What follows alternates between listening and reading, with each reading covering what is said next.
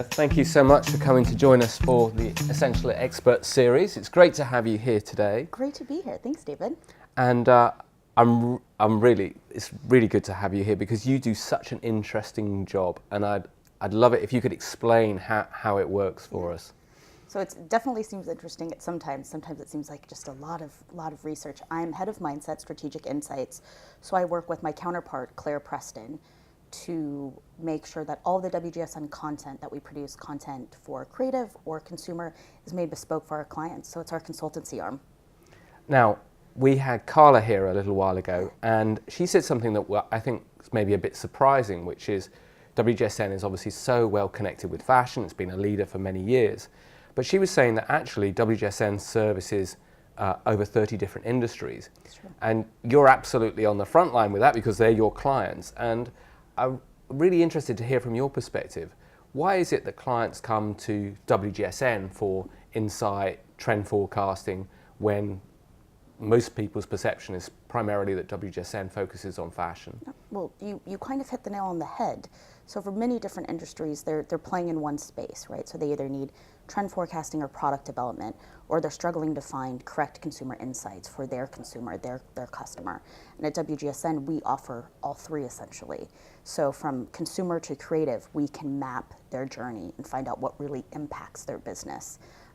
In terms of the clients, it's fascinating because right now globally we've got our Brazil team working on a color map for a huge footwear and accessories brand, but we're also working on the opposite end with a really well-known car company doing a futures of feelings report. What does the world look like that will drive car buying by 2023? So you can kind of see the spectrum.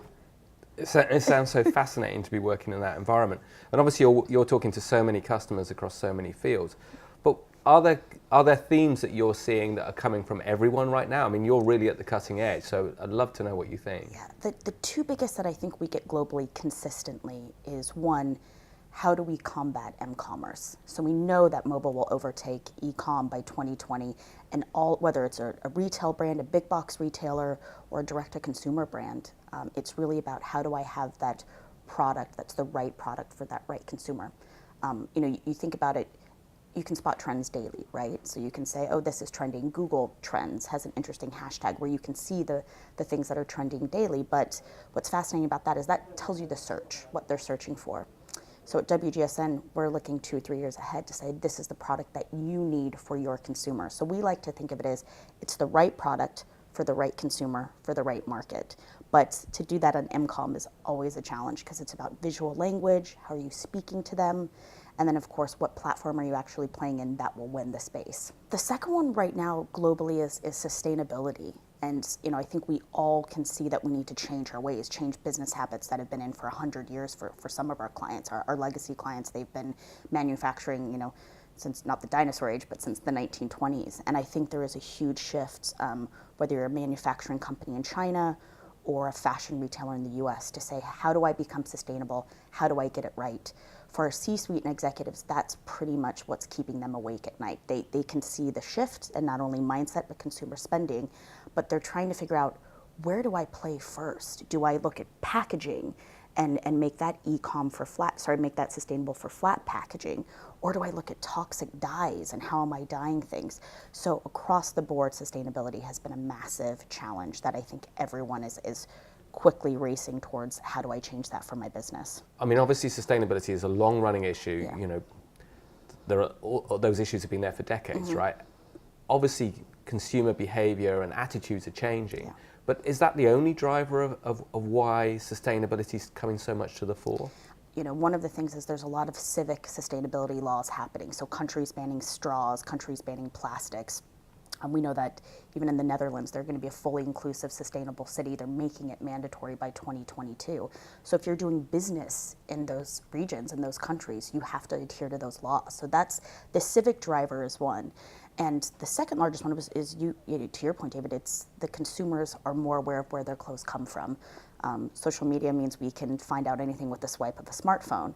So people really keen on transparency, whether it's food. A lot of our food clients are saying, we've had more label or ingredient reading in the past 5 years than we've had in the past 25. So they want to know the life and the life cycle of the product. So those two kind of key elements driving a massive sustainability awareness globally, which is a good thing. What's the role of a trend forecaster? How's that evolving for us? Yeah, I think, for WGSN it's involved. We were the first trend forecaster to go from books to actually online 20 years ago, and everyone thought that was just radical. Why would you not touch the physical fabrics or see the colors? And we kind of reinvented that, and we are in the process of reinventing ourselves now. So we constantly change with our market. We like to say we innovate with our industries. Particularly for how data plays into it, what we've noticed with a lot of our clients is they're drowning in data. So they've got 10, 15 years of data. We work with a very large, well-known tech company, and they told us in a meeting, their C-suite said, we've had 16 years of data. What I need to figure out is how do I funnel this data into actionable insights that will create product development. So for us, that's why we always start with the consumer first. Another kind of interesting thing with the AI versus HI element is we're seeing increasingly the human touch matters. There was a Career Builder report last year that said more Fortune 500 companies are hiring people now based on EQ, emotional intelligence, than IQ, because a machine can do it, but I still need that human layer. And fascinating, Ford in EMEA has now made it requirement for executives and above to have EQ training courses as part of their onboarding. So I think in the future, while we start to use more data, the human touch and the human differentiation will become increasingly more important.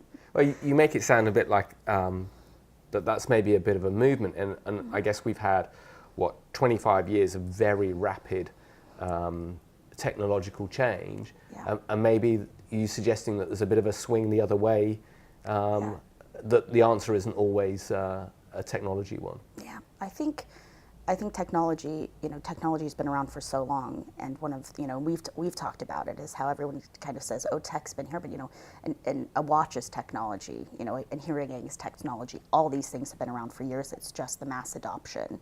And I think as people increasingly start to rely on technology, while it lessens our human senses, we want more of a human touch. Tactility in stores has been massive. So we've noticed a lot of our retailers have taken things out of shelves because they want to feel something. Deloitte said that we touch our phones collectively in the US 4 billion times a day. We're touching smooth surfaces, which is mad. Yeah. So you have people walking through stores now wanting to feel something. So it's little shifts like that we tell our clients, don't have everything behind a glass case. They want to touch the fabric. They want to feel the fabric. So it's interesting how, while we've all kind of resigned ourselves to being, cyborgs to a certain extent, we're all connected to our phone constantly. We do crave that human touch. And I think for us, that's really striking the balance with our clients. At Mindset, you're answering specific customers' specific issues, and do you see a commonality in the questions that they're asking you to solve and what they're asking you to tackle for them? The biggest thing we're seeing globally is consumer roadmaps. So what we're really getting, and again, this is across all industries, whether it's our automotive clients, our fashion clients, our food clients, is tell me who my consumer is. Tell me what are their needs? Why are they buying? And that's what we look at. Demographics is who they are. Psychographics is why they're buying that product. So what we do is working with them, we do a brand immersion, and essentially we take their data and we map it to their different consumers. So we can tell the priorities, the call to actions, the retail behaviors, to really embed yourself. And that, it's a long process for some clients. It's 8 to 12 weeks. There's a lot of internal strife sometimes, but what we find fascinating is for us, it's a really interesting mix of having a C-suite engaged, the executives at the company, and the creative engaged together, because they both have to be 100% all in for it to be successful. So consumer road mapping, I feel like we can't do enough of right now. Brilliant, brilliant. I could talk to you all day. It's great to talk to you. Thank you so much, Andrea. Thank you, David.